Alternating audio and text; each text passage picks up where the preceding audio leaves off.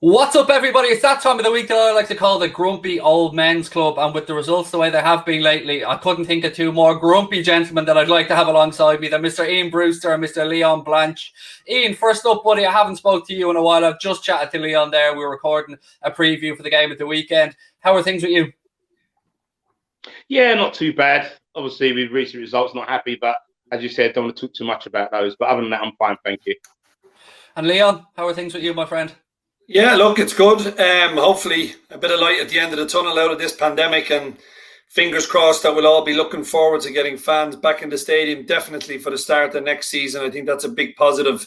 And maybe looking at how quick England seem to have a plan to get out of this pandemic, here's hoping that Ireland can follow suit, and try and get as many vaccinations as quickly as possible, because that seems to be the only way out of this nightmare that we've all been kind of suffering over the last, what is it now?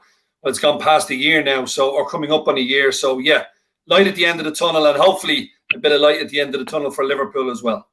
Fingers crossed, mate. Fingers crossed. Look, gents, I can't do the intro without obviously acknowledging the tragic passing of Alisson's father over in Brazil. News broke very late last night and was confirmed by sources in Brazil. Ian, I can't even put into words, mate, how the guy must be feeling. Obviously, Klopp unfortunately lost his mum. Guardiola earlier on in the pandemic lost his mum as well. It just seems to be, this wasn't related to COVID, but it just seems to be bad news after bad news in the world of football, mate. It does, and as I said, all our thoughts are with Alisson and his family. Obviously our motto is never walk alone, so he won't be alone right now with the support that we'll no doubt give him. Like you say, it's just one unfortunate bad news after another. Like we talk about Guardiola losing his mother. You're talking about the Klopp obviously losing his mother, wasn't it? It was Mother Elizabeth, yeah. Look, there's unfortunately a lot of deaths happening, obviously because of the high profile of these people. It's obviously out there in the news. But ultimately, our thoughts are with everyone. And, the only message I'll say to everyone is just out there, just be safe. Yeah, I agree. And Leon, there's been some wonderful, kind messages coming in across the world of football. I've seen a lovely one from David De Gea and Steven Gerrard and many other people. If there is, and there's never any comfort to be taken from these situations, but we know Alisson is a man and his family are deeply religious, and you just hope that they can find maybe some solace or some comfort in that faith to help them at the moment. Yeah, look, you really do. I mean, our thoughts and our prayers go out to Alisson, his family and his extended family, because it's a horrific time. And as Ian said, there's been so many families all over the world have suffered the loss of a parent, especially over the last kind of 12 months. What is it? I mean, it's gone over, I don't know the exact number of many people have passed away, but it's just horrible in terms of these times, not being able to maybe go back to your family, be around your family, because you need that level of support when something like this happens. And I think you'll never walk alone. He will have a lot of support at Liverpool. He'll have a lot of support in the football community with his teammates. It's very difficult. It's a horrible time to lose anyone close to you. So we hope and pray through his faith, as you rightly said. I mean, he's a very religious guy, and you hope and pray that he can find some solace and comfort in that. On the football pitch, gentlemen, obviously we're completely going to gloss over the Merseyside derby that didn't happen in my head. So we'll just have a little chat around Leipzig, and the 2-0 win away from home. I'll take that, mate, in the last 16 first leg of the Champions League. Yeah, all day long. Listen, when you're playing away from home, people talk about a score draw being one of the best results. But for me, when you're scoring and don't concede and you take a lead back to, your home ground, that's just the icing on the cake. It was nice to get a clean sheet. It was nice to see the front three working so well. Overall, I think it was a very good game. They played it again. Curtis Jones played well. I just think, I don't know, it's one of those things where we took our mind off the league because we concentrated on something different. We've all said it before in the previous podcast. At the end of the day, the league's gone. Let's be frank about it. The league's gone. So now this is the only chance of any form of silverware, as well as playing for the top four. That's all we've got to play for. So really, that's where our energy's got to be. But yes, it's a welcome sort of like trait away from the Premiership to something to look forward to. And I look forward to the second leg. Leon, we keep coming back to this gentleman every single week. I'm going to Curtis Jones straight away here. We come back to him every week, but I'm still baffled. Whether you look at the derby, which we're glossing over, or the game, again, the hour mark, taken off the pitch. Oh, I can't understand it. I can't. Yeah, I was surprised. He was taken off again after the hour mark, but I think we spoke about this before. I think Jurgen is trying to manage him in, Craig. You know, there's a lot of pressure on him now because of the injury situation we have, that he needs to be playing all the time because he is one of our best performers. But you can also get burnt out very quickly. And look, I don't think any Red wanted Curtis to come off in that derby, especially after the hour mark. It was a surprise. But players are coming back in now. And I think, Craig, the competition for places even around the middle of the park is going to get even tougher. And you know something as well with Curtis, I would not be afraid to push Curtis as one of the three up front and put him out on the left. Because if you wanted to give Bobby a break due to lack of form, you've always said it, Craig, you'd like to see Mo down the middle. You could easily put Saudio out on the right. I just think Curtis Jones needs to have a place in the first 11, wherever that may be. And if players are starting to come back to fitness, the likes of Keita, the likes of Milner, the likes of Fabinho, if they are going to be playing in and around the middle of the park, I think Curtis' form at the moment is better than Bobby. And I think with Curtis, what you have is someone who can get on the ball, someone who can create. And even if he's up in amongst the top three, he doesn't have to come back as much as if he's one of the three in the middle of the park. I think you've got to find a space for Curtis in the team at the moment.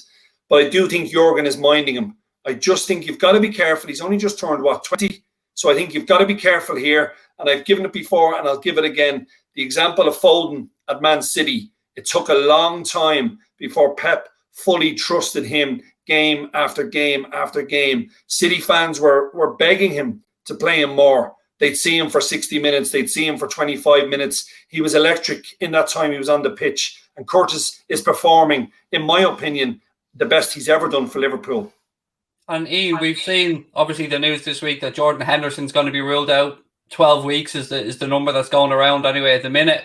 You've seen Curtis Jones play right from an underage level, mate, through. What Leon said there about potentially moving Mane to the right, which was his preferred position before he came to Liverpool, where he played with Southampton, Mo through the centre. Do you think there is a shout to give Curtis Jones a run on the left? To be honest with you, as Leon was saying it, I thought, what a tremendous shout that was. It's not something that, to be fair, entered my head. But when he said it, I could actually see it. As he was talking, I was thinking to myself, to think recently we were talking about getting reinforcements in like Rafinha from Leeds and so forth like that, when we've already got the bodies that can do it. So, yeah, that's a great shout. But he's saying that, bearing in mind the fact that now Henderson's now out, I think he'll be playing, I doubt he'll be playing as far forward now at the moment, bearing in mind we need reinforcements in that middle of the park as well. Although, yeah, you've got the likes of Ox coming back. Hasn't had that many minutes, but he's there and thereabouts on the bench, so it's going to be interesting. But it just seems, just as we, think we might turn the corner, another injury, and that is, to me, that's a massive injury. We're heading into this weekend's game, Bramall Lane against Sheffield United. Most likely going to see centre-back pairing number 19 this season for the Reds. Now, we'll have a chat around who we want that to be, but that statistic in itself, mate, it just tells you everything about our season. Oh, look, you've nailed it. I mean, you cannot possibly have any level of consistency in form when you're going for your 19th centre-back pairing over a season that's only 2/3 done. I mean, it's absolutely, if you said it to anybody that this was going to happen to Liverpool at the start of the season, they'd look at you as if there was something wrong, because it's just been injury after injury. And as Ian said there, you get players back, you see them training, and then you lose your captain. And I do start to look at Liverpool now and kind of say to myself, who are the leaders right now that are fit? You take away Virgil, you take away Jordan. The actual importance of James Milner now, to me, to actually be not only around the squad, but actually being on the pitch. And he's, 35? Now, we all know how fit he is, but who else around can you see barking orders? Can you see screaming and shouting when we're missing Henderson and we're missing VVD? It is a bit of a worry for me. Do we have that personality that can actually grab the team by the scruff of the neck if things are not going well and let them know what we have to correct? I would just have a little bit of a worry in that department now. Where is that kind of vocal leader? Where is that person who's going to step up to replace VVD and Hendo? It's a good point. We're going to be looking at one thing this weekend, and that is who we place at centre-back, Ian. And whatever happens, mate, I think there is an opportunity here to get some consistency in the back four between now and the end of the season. Pick a centre-back pairing, whether that be Fabinho, Kabak, whether that be Phillips, Kabak, whether that be Phillips, Ben Davies, whoever it is. Jurgen Klopp has an opportunity here with 13 Premier League games to go and the Champions League games to put a centre-back pairing together and just give them some consistency. Let the keeper know what he's dealing with. Let the midfield know what they're dealing with. I'll get to specifics in a minute of who you'd like that to be, but would you agree with me that there is finally an opportunity perhaps here to get some consistency in that centre-back pairing? Yes, I do. Yes, it is a chance, but unfortunately, like you said, when we come to specifics, it's going to be, it's the lack of experience. That's the worry for me.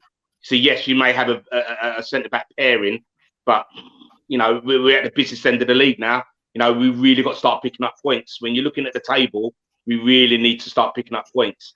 And and it's one of those scenarios where you want someone to hit the ground running. But yes, it is a chance to have some form of consistency, and just hoping it will work once we decide and discuss who we want now. Obviously, Ian, you've kept an eye on Sheffield United more than most of us with your son playing there up against their front line. What pairing would you like to see Jurgen Klopp go with this weekend? I suppose it depends who he plays up front for Sheffield United. But look, he's obviously Kabak is going to be playing, I'd believe. I would put Nat with him. Now, you can look at it two ways. Sheffield United got pace with regards to Ollie Burke. So if they put Ollie Burke up there, pace-wise, they got quite a lot to contend with because he's very, very quick. If they play McBurney, he hasn't played recently on and off. The physical side, Nat Phillips, that would be his game all day long. Goldrick's a little bit cuter. He tends to drop deep a lot, which I can't see in too many of the centre backs following him into that area. That's what we need to worry about with him. Obviously, Billy Sharp, what you're getting with him. You've got the work rate, a bit like a Suarez, just runs around, and makes himself busy and so forth. But if you said to me, put my nail my hat to the mast, I would say Phillips and back. I think from what we were talking about, Leon, you probably have similar thoughts to Ian there on that one. Yeah, 100%. I agree wholeheartedly with Ian there. I think with Phillips and Kabak, I'd be surprised if Sheffield United probably don't start with McGoldrick as their kind of main striker. And as Ian rightly pointed out, he does like to drop deep. I mean, he did it with Ireland. He does it with Sheffield United quite a lot. But it's just with Phillips and Kabak. I think the big thing as well for Liverpool is to get somebody in front of them who's going to help them. And that is Fabinho. Fabinho playing as the bottom man in the three of the midfield, as Jurgen likes to play it, sitting in front of that back four, he'll give them two guys plenty of protection. And it's my opinion, it's not only that we've lost Virgil, Joe and Matip, but we've lost our midfield efficiency. And the one thing you always spoke about with Liverpool when they were winning games was how efficient the midfield three played. They're not flashy. They're not going to hit a 25-yard ball that'll split a defence. But what they do is they get the ball back and they get it back quickly. And I think we've missed that. And I think if you have the likes of Fabinho there with Gini, then you've got a choice to make. Thiago, for me, unfortunately, in the Premier League at the present time, he hasn't done it so far. But I think if you get a Fabinho back into that middle three, you'll see a different Thiago. Because Thiago then can just squeeze a little bit more forward and actually become that man who can hit that 10-yard ball in between a centre-half and a full-back to maybe get Mo on or to get Saudio on. We need that. I'd love to see Jurgen play the two boy centre-backs and try and get his midfield back to some resemblance of the midfield that made us so successful. That's where we've really lost games. Most football matches are won and lost in the middle of the park. If you dominate the middle of the park, you'll dominate the ball. And too often now I've watched Liverpool, teams can pass around us in the middle of the park. That never happened before, but it's because our personnel is so changed. And that was my point earlier, even with Curtis. I even feel with Curtis being in the middle three, he's not he's not going to snap at you every second. Yes, his working back has got an awful lot better when he has to. But I'm talking about winning the ball back, getting the ball back quick. I don't think that's one of his best attributes. So I just think get Fabinho, get Gini, and then pick your third to play alongside them two in the middle of the park. You know, I absolutely agree with that. And I was listening to Gary Neville talking on Sky about this, about creating that box in and around the protection there for the back four, let's say. And you touched on what we used to do, Leon, with the midfield that we had. And one of the things was that we used to create chaos further up the pitch. And with having Fabinho and Henderson that bit deeper, it almost like subconsciously we're winning the ball back 10, 15 yards deeper rather than inside, at least the halfway line, inside the opposition final third, which is where when we create those moments of chaos, when we turn the ball back over, we're far more likely to get Salah, Mane, Firmino, Jota, whoever it is, in on goal, causing trouble. And, there's far more distance again if we turn the ball back over for them to try and counter-attack us. So it's a very good point and one that I think, Gary Neville, as much as I hate to give him credit, addressed very well during the week. Yeah, look, I just feel we've had so many problems. And look, we've been so unlucky with injuries. Everybody knows that. But we've had to change the whole way we play. We're trying to implement a new style now because of the fact that the personnel, the key personnel, are not playing in their correct positions. So look, I just hope it hasn't worked trying to play Fabinho with a centre-back or Jordan with a centre-back. It just hasn't worked because we're taking so much away from the middle of the park. Let's get back to dominating that area, and I fully believe we'll start to see the results on the pitch and with a consistency on the pitch. We've been able to produce these one-off performances every now and then, but where's the consistency gone? We haven't strung back-to-back victories since we went to London when we beat Spurs and West Ham. That's a long time ago now. So we need to start winning back-to-back games. And as Ian pointed out, the Premier League table at the moment, we're in a very precarious position. If we start slipping up in these next couple of games, we might be just too far behind to actually finish in that top four. Because I feel what will happen is if we don't get maximum points in the next couple of games, we've obviously got Chelsea coming up after Sheffield United. That's another must win. But if they beat us at Anfield, I think we're out of the top four. I really do. So we've got to try and get our midfield dominating again, actually winning that ball back, being ugly to play against. Teams were coming up against us and they knew they didn't have time to breathe because we were right on them. And I hope we try and get back to that type of efficiency. I think that's the word, efficiency in the middle of the park. Would you agree, Ian? 100% what Leon said there. It's all about winning that ball back early doors. Like you said, if the midfield do what we know they're capable of doing and what they've done in the past, the centre-back sort of like pairing won't be showed up as much, so to speak, because we'll be winning the ball higher up the park. And that's where we've lost a lot. So this year, our centre-backs are being under more pressure because we're losing it in the midfield. As we're not as dominant as what we were. But yes, this week I believe it's the start of the big weeks now. It's getting to that stage of the season. When I was talking to Leon ahead of coming on here to record this scene, we were talking about both sides coming into this game having not nothing to lose, but having to really let the shackles off. I mean, we've seen Sheffield United before, soak up pressure, try and pinch one.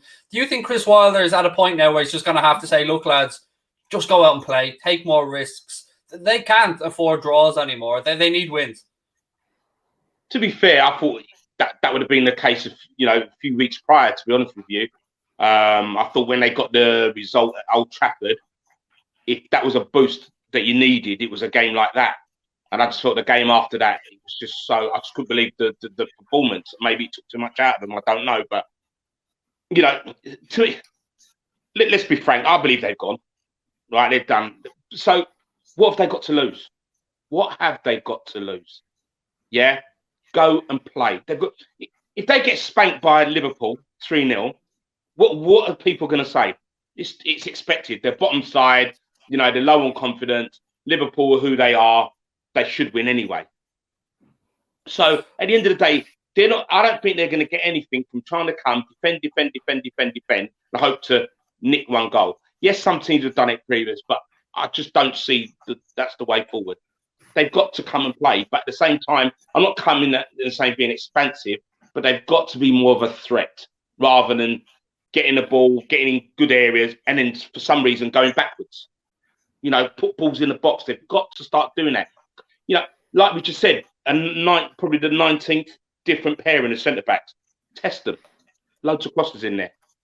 You know, potentially, as much as I don't want to say it, we don't know if Alisson's going to play. Yeah. So maybe Queven Keller, to be fair, he's done very well since he's come in. But at the end of the day, inverted commas, he's still an inexperienced keeper. You've got to test that. So if he does come in, then you've got Queven in goal. You've got two centre backs that are, you know, inexperienced. You've got to have a go, haven't you? If I'm Chris Wilder, Leon, I'm saying, look, we've seen Liverpool concede first and almost capitulate at times in recent weeks. So I'm telling my boys, if I'm Chris Wilder, get out there from the start. Do not let them settle like Everton did in the derby. I mean, from moment one in there, with Kabak misjudging that, you know, we were on the back foot. And if I'm Chris Wilder, I'm saying that's it, like that's it, lads. That's the plan. Go out there, get that first goal, come hell or high water, and pin them in. Well, you've got to, like Ian's point there, which is, I mean, Alisson mightn't be available on Sunday. Who knows? And if you have a young keeper in with a different central back pairing again, you're never going to get a better chance. You're actually never going to get a better chance. And for these boys at Sheffield United, it will be a big scalp for them to beat Liverpool. I agree with Ian. I don't think they are going to stay up this season. I think unfortunately they're going to be back down in the Championship. But go out with a bang. Go out with having maybe beaten a Man United and also adding that to beating the Liverpool. So you even know you've given yourself the belief. Get back down to the Championship, get the job done, and come back up to the Premier League. But this is a Liverpool side at the moment who is fragile. Like, let's make no mistake about this. It just, you look at them, you look at their faces, they look drained. And they actually look, when a goal goes against them, it's not the same picture I got from Liverpool's faces before that. Oh, don't worry about it. So what? It's a goal. We'll come back. You could see that belief in their face when they conceded before. Now, when they concede, it's a look of worry. Because where are we going to get back into this game? And for too often, we've watched them now even struggling to break anyone down, to create one-on-one chances. When is the last game, really, that the three of us could say to each other right now, Liverpool created 4 one-on-ones? They should have at least got 3 of them. I cannot remember that game. I can't remember us actually creating chance after chance like we used to do. That's gone. So if we do concede, the players know we're not as creative. We're not able to turn games around as we were previously. And I mean, I always look at that game, when was it? Away to Aston Villa, when we were losing 1-0. And I think we got the 2 goals very, very late on. At no stage of that game at Villa Park did I think we were not going to get something from that game. But now I look, if we're losing 1-0 and we go into the last 10 minutes, unfortunately, I believe we're going to lose 1-0. So Liverpool are fragile. Make no mistake, they're very, very fragile at the moment. And a victory is much needed to try and give them a confidence boost. Ian, I can't let this game go without mentioning your boy. This, for me, if I'm Chris Wilder, I'm looking at Rian and I'm thinking, he has a chance to go out here and prove a point. He has a chance to go out here and prove a point. What are your thoughts? I know you can't give away too much, but I can't not ask you that, mate. I can't. If you didn't ask that, Craig, I would have asked it. If it was my boy, I'd be saying, ram that up Klopp's hole, mate. Go out there and show him he made a mistake. Look, that would be an absolute cork of a game to say, Reed, go and do your stuff. You know, to prove a lot of people wrong, a lot of doubters wrong. You know, to get your first Premiership goal, be the icing on the cake. And it's weird because being a manager, you know, people forget some of it is man management. It's not just knowing tactics, it's man management. And to me, like you said, Craig, that's one of the best games to put him back in, to say, go and show the world what you're capable of doing. It hasn't worked up until now, but go and show them what you're about. Yeah, and what there's better two game sides to that, He knows these boys. So I mean, he's trained alongside Trent. He's trained alongside Robbo. He knows, what way they lean, what way they turn, what they're expecting. 100%. He's played against Nat. So he knows. Well, that's if Nat plays. All right, but like you say, he knows the place inside out. It's surroundings that he knows. So why not? Why not chuck him in? Whether he is or not, I haven't got a Scooby. But like you say, for me, it's the perfect game to say, you know what, you haven't played the last 3 games. There you go. Go on, do your stuff. And again, Leon, it leans into the fact of confidence. So I was saying that maybe even give it added confidence, saying, do you know what, I'm not even going to take you off. You're going to play 90 minutes, done. Yeah, and Leon, that kind of leans into what we were saying before as well about Chris Wilder taking the shackles off and just trying something different and saying, we've almost got nothing to lose here. Go and express yourself. Well, I mean, to be fair, Chris Wilder has spent a lot of money on Rian. And he spent a lot of money on him because we all know what the kid can do. He's a natural born goal scorer. And why not throw him straight in against Liverpool? You could not pick a better game for Rian Brewster to start and score his first Premier League goal than against his former club. Listen, I don't want to say it in front of his dad, but it's almost written in the stars that he's going to score against Liverpool and he could do us damage, and I hope he doesn't. But you look at the kid and you say to yourself, get out there, you're against the Premier League champions, go out there and prove to me and show me why I put that money on you and why I showed the belief in you. Because this is a game where he could just excel. Why not? It hasn't worked for him so far. I think Ian would agree with that for different aspects. But let's just give him a start. Throw him in against Liverpool right now. I'm sure Rian would absolutely be begging Chris Wilder, start me in this particular match. Let me show you why you spent all that money on me. Why not? You've nothing to lose. It's I want to get predictions from both of you guys because I want to have a little chat around the Chelsea game as well because I don't know when we'll get to record next week because we usually record on a Thursday. The game's on a Thursday, so I want to have a little look ahead to that one as well. But before I do, I'll put you both on a bit of a spot for a prediction for this weekend. And Ian, I'll come to you first, mate. I'm going to go 3-1. And the only reason I'm saying 1 is I hope that Rian scores a banger, right? So I can say Liverpool scored. Right, but yeah, I'm going 3-1. If we have to concede, mate, I'm more than happy for it to be Rian to score it. I mean, we've seen Ings come back and haunt us from Southampton point of view. Obviously, we lost that one. For Rian, I would have said 3-0. Leon, what about yourself? I mean, we need the 3 points. I'm hoping for a win. You said we're at 4-9 on or something with the bookies, to go and get it done. Yeah, look, it's a very short price. I wouldn't be fancying taking Liverpool at such short odds, but their away form has been probably the saving grace in this bad run. We've been picking up wins on the road. I think we'll win 2-1. I don't see us keeping a clean sheet. Even though we kept one against Leipzig, we were a little bit lucky. I thought Leipzig had a couple of opportunities where they probably should have scored. Alisson pulled off a great save early second half. They should have scored that header that hit the post in the first half. So I think Liverpool will win. I think it's going to be an open game of football. But I think 2-1 for Liverpool, both teams to score. And that man again, Salah, even though he's not near his kind of full potential at the moment, but he's still the man. If we get a chance, I want it to fall to him because he seems to be the only one out of the front 3 that has the belief at the moment that he's going to score.